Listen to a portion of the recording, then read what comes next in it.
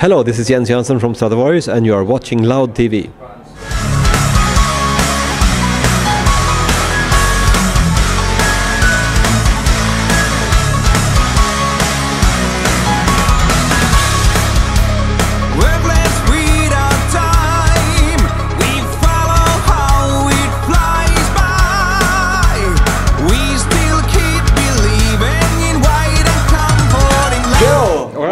Again on Loud TV, okay, and with Jens. Yes. From Stratovarius. Yes. How do you pronounce in Stratovarius? Finnish. In Finnish is Stratovarius. You have to say. It's really rough. Very angry. Yeah, like you have to be very angry. Yeah, but you're sitting in the sauna, you're stabbing yourself in the knee with a knife, and you go Stratovarius.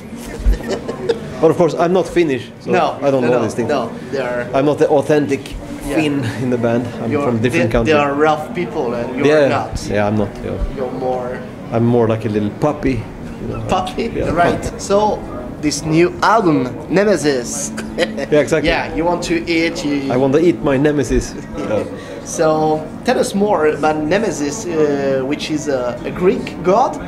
Yes. The god of vengeance. Yeah, in a way, it's like each person's personal, you know, fate. They call it the bane in like this Norse mythology or whatever. But it's a little bit, you know, we picked this word. It's more like we picked the word for the album, and then we sort of wrote the lyrics, I think, after that fact. But it's not really a concept album or anything like that. It's just maybe a little bit darker than many other things we have done. But I don't know. We just picked a word that sounded kind of nice. And also the word that has 7 letters. Yeah. Because very many of the previous titles have also had 7 letters. Polaris. Yeah, exactly. Elysium. So, yeah, just one single word. Yeah. Easy to remember. Yeah. It makes sense. Like. Yeah. But anyway, it was Matthias who came up with this title, and I think everybody was just like, yeah, it might be kind of cool. It sounds kind of dark, but you know. And I think based on that. We had most of the songs written already when he came up with the title, but I think, you know, of course it influences the direction a little bit with production and, you know, the kind of lyrics you write and things like that. So I think, I don't know, I like the album anyway, but now it's really up to see if anybody else likes it. Like, and why Greek mythology despite of Scandinavian mythology? Well, the Scandinavian mythology has been very, very heavily used. Yeah. And those words tend to be shorter too. You can't really find the 7-letter Scandinavian words. They are usually like 2-letter words, like brrr, or like brrr. Like, you know, this Viking word. Yeah. Eld. There's like three letters. Like so that's the problem. Yeah, okay. It has to be 7 letters. But I just did this interview with a Greek fellow, and he was wondering, you seem to have a lot of Greek words. There's like Elysium and then Nemesis now. But the point is, of course, in English language, very many words have been borrowed from Greek. Yeah. So you could pick some random words, and they would probably be Greek. You know, like. So again, produced by Matthias on the guitar, and mastered by Mika Jusila. Yes. In Finnvox. Yes. Amazing. Finnvox. Yeah, Finnvox has been, of course, a big part of the band's history. Now what we do is we record in Matthias' studio, because he also has a studio which has, I would say, it's like almost Finnvox's competitor, you know, like. But by the time I started with the band Stratovarius, Finnvox was the only proper studio in Finland. It was like the biggest, best studio. But of course, there's been so much things happening since 1995. Yeah. There are many other studios there now, and what was interesting about this Finnvox now is this mastering engineer. He was called Mika Jusila, who mastered all of the albums, I think, before 1995 or 2005, before 2005. And the engineer that we used on Polaris and Elysium is a different guy. He's like a little bit more polished. He's doing like a lot of jazz things and stuff like that too, whereas Mika is more like a rock and roll guy. But I think they both can do everything, and they are also both a little bit competitors. Like, so we just went with somebody a little bit different this time. Yeah, that's from the past. Like, but this is just the mastering, and I think it's of course an interesting fact but what you can do with the mastering is like very little compared to what's most important is of course songwriting and then production. Actually, songwriting, performance, then production, and then mastering. It comes in that order, like, and then promotion, which is what we are doing now. Was it long in studio?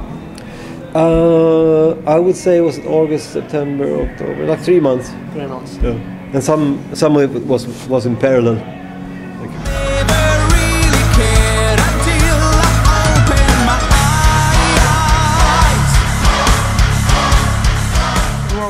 Of course, I would say the highlight of this album, it's not because you are here, but the keyboards are really the highlights, I would say. I don't know. I think everybody keeps saying this. Of course, there are some interesting keyboard parts, but I mean, I think the highlight for me is like the whole that we managed to write an album. There's like four different people, actually 5 different people writing songs, and it's still we managed to make it sound like a cohesive whole thing.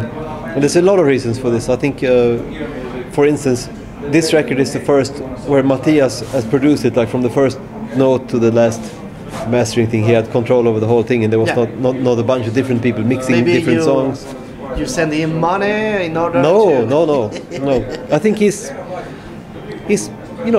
also kind of into some experimental stuff maybe too. Like it could be due to that too. But I think he plays guitar and he has produced everything. Yeah, but he's proficient in many different kind of technologies, and he did a lot of interesting keyboard arrangements too that I just sort of copied, like because I thought they were so good. But anyway, I mean it's the whole process, and if you think about it, what's amazing, because I know what the keyboard sounds are like anyway, but this guitar sound that he made. He spent a lot of time just perfecting this tone, and I know how much work he put into it, and I think it's really worth it, and it's like quite much in the front of the mix, which is also what makes it so aggressive. But of course, this guitar sound is not only about the technology and the amps and stuff. He tried like 500 different amps and tried to redo it 7 times, like, oh fuck no, it doesn't sound right. Like, but I think he's also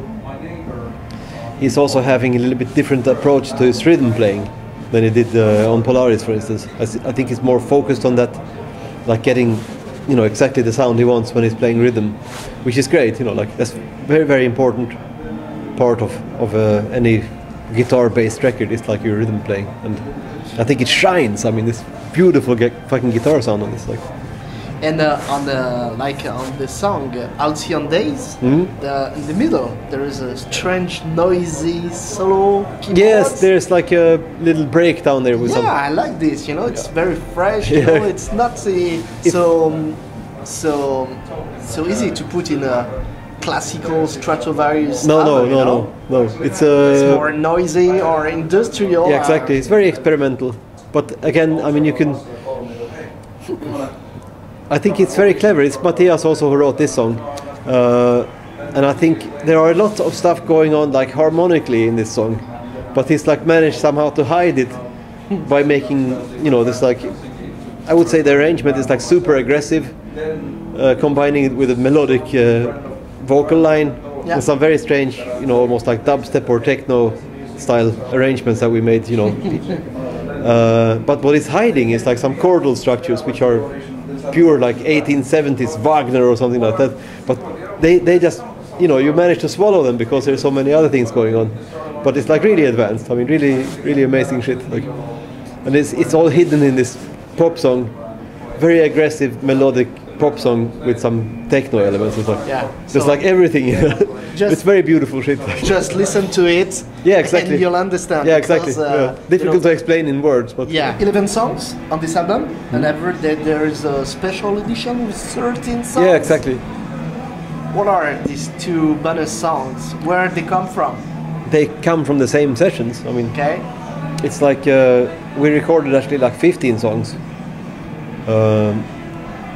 There's like, we decided at some point that we should make about an hour, or like 60 minutes worth of material.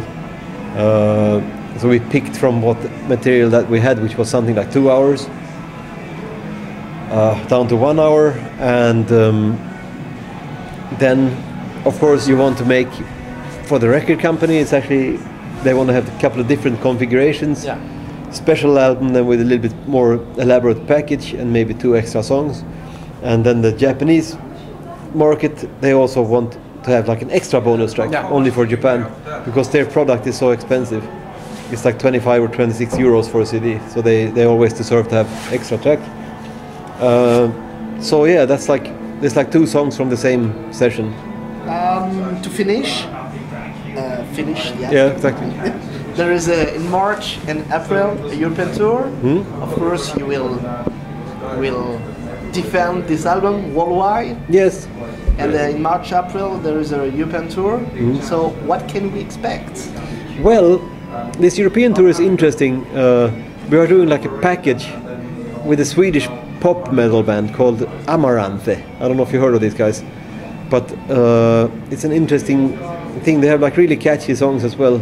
It's like sort of hard music, and they have 3 singers. They have like a growling guy, a clean guy, and then a girl singer. And they have like very carefully constructed pop songs. So they are a little bit more polished than us, but they're still melodic. Now we are taking this direction with our last record, but we still have some older, more power metal melodic stuff. Yeah. So I think it's going to be a great evening of this type of music. And that if someone is doubting whether they should go, they should check out this Amaranth videos too. And then just come down to the show. And great.